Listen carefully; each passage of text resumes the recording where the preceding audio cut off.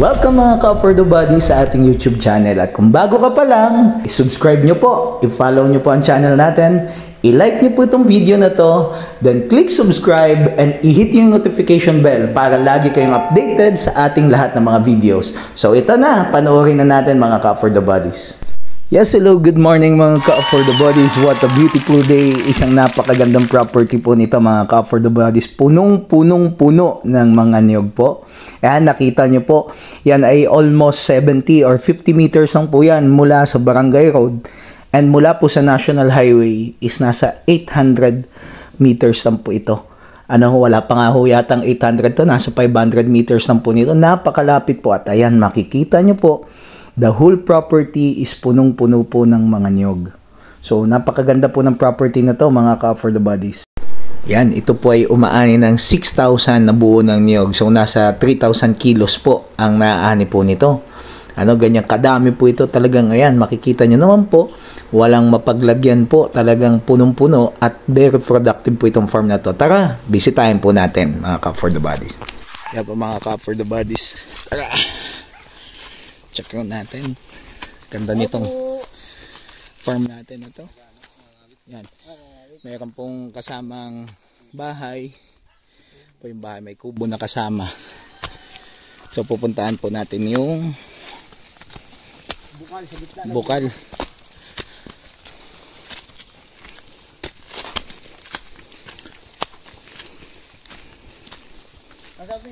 So may kasamang flat area. Ano po? Ganda oh. Punong-puno ang puno. Ay, sa unahan.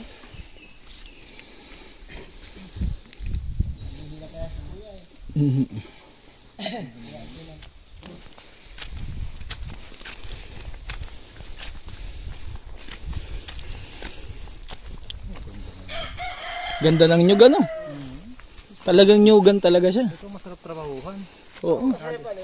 Dito lahat ng siksik. May mangga. Dito na lang ako tumira ay.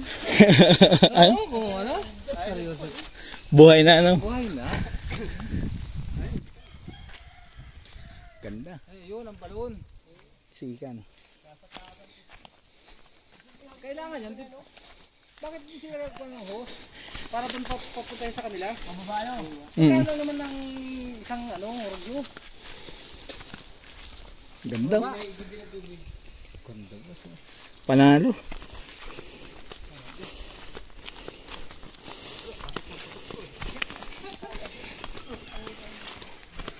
Binabati ko po yung mga subscriber po natin. Ayan. Ganda nitong property na to mga ka-For The Bodies.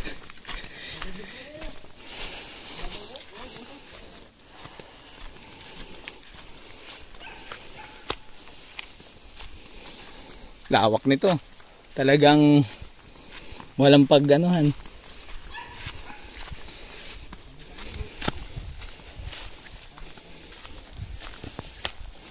Parehong-pareho to nung San Jose.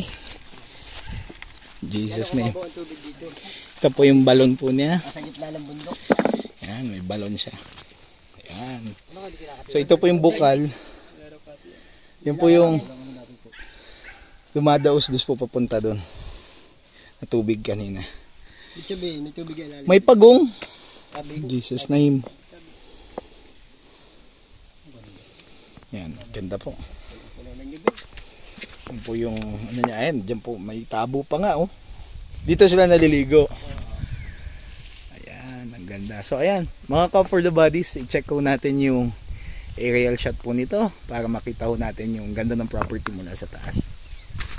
Ayan nga po mga ka-For The Body, as you can see, talagang pila-pila po yung puno ng niyog niya. So hindi po ito bababa po ng nasa 750 po na puno ito. Talagang walang paglagyan ho. So ito mga ka-For The Bodies is a very productive po na 3.3 hectares po na farm lot po natin. Walang bakante ho talaga. Kaya immediately ang kaganda pag may niyugan ka, may kita ka na kaagad. So hindi po ito katulad ng ibang farm lot na mura nga pero wala mga punong nakatanim. Ito po yung caretaker si Kuya, kasama po namin. Nakakailang buo po dito Kuya? 6,000 to 7,000. Grabe ano. Daming nganin ito. Talaga pong puno naman mga ka for the bodies na paliparan nga po natin ng drone.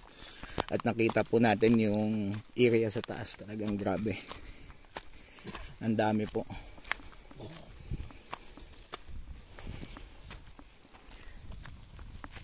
Ganda oh. Ganda. Panalo. Ito open area po dito. Yan, pwede pa po dito magawa ng bahay dito. Overlooking. Payag ka dyan.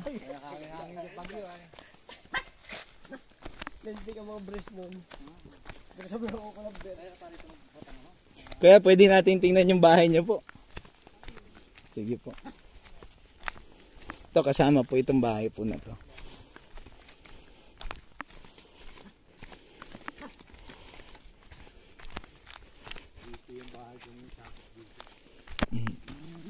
Kanasa ko po yan ng lupa. Whitey. Whitey naman eh. May puno siya ng mangga dito. Whitey nga eh. Kasi pwede ko pangalan kasi baliktad eh. Pangalan lang kasi kulay niya. Ang kulay mo white. Ang ganda ng tayo ng bahay ni Kuya dito. So ito kasama po ito. Saan po kayo nakuha Kuya ng tubig po? Doon na po. Opo. Ay may ano po yung tangkal yun nandun sa baba. Ayan po. Siya may concrete po. Kalahati ay konkreto. Kalahati po ay ano. Plyboard po. So pagitan na rin. Yan. Ito na po ang pagitan. Ganun po ano. Bahay ko ngayon, ganyan. Opo. Ito naman po kabila, iba na to. Pero pag pinasukatan po, makikita ho natin yan. Opo. Ano po yun? Ay, hindi na po yung kasama. Hindi na. So, ito po yung kasama dito. Yan buong bahay na yan kasama po mga ka for the bodies. Pababa po doon. Yan.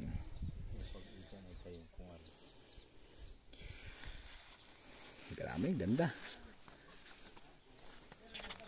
Ganda po mga ka for the bodies. So, this is highly endorse ko po ito sa mga gusto po talaga magkaroon ng farm na gusto na pong lipatan kaagad. So konting renovation na lang po. Ayan o. Sa may concrete, mayroon pa po siyang balkonahe po dito. May kubo pa po siya doon. Ano ho? So pagka umaga, ganito po ang ambience na makikita nyo po dito. Ang ganda. Ganda. So napakamura nito mga ka for the body sa ganitong klaseng property. Bihira po tayo makakita ng ganito kagagandang property. Napakasipag po kasi nung nagki-caretaker po dito. Ano ho? Kaya yan, talagang ang dami pong tanim. Basta po tayo ng property. Ito po yung daanan na yan. Hindi na kailangan kayo no? Pasok na pasok ang sasakyan po dito.